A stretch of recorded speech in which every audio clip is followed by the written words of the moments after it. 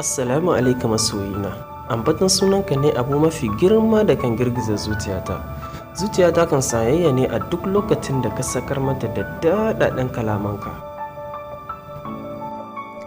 Ina amfanin zuciyar da ba ta da masoyi? Ina amfanin zuciyar da ba ta da mai sanyayata? Ina amfanin rayuwar da ba ta da mai kula da ita?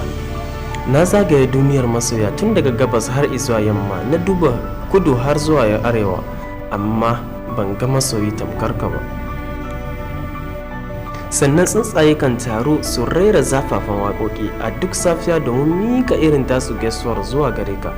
Ina maka albishir cewa zan ci gaba da son ka a cikin kowane yanayi, sanyi ko zafi, rani da damuna. Saboda son da nake maka, zuciyata kan ƙara harbawa a duk lokacin da na yi rashin ka, ko da kawa na daƙiƙa ɗaya ne, barantana na awoyi.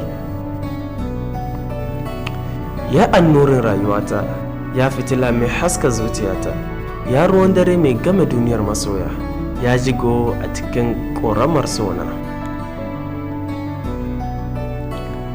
Kai nake so, kai nake ƙauna, kai nake muradi, kuma kai nake buri. Ina matuƙar son ka game da beganka a cikin birnin zuciyata. Hakika son ka da ƙaunarka ba ƙaramin nasara ba ce a gangar jikina.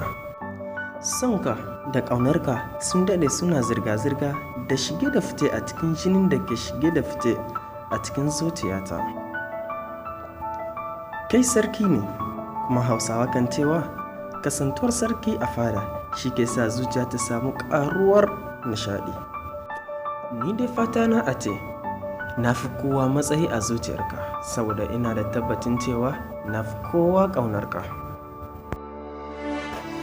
To masu kallon mu, annan muka kawo ƙarshen wannan shiri namu na farko.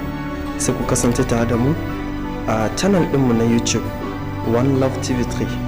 Kuma kada ku manta ku danna mana subscribe, ku yi like, kuma ku raba bidiyo ɗin ga abokananku.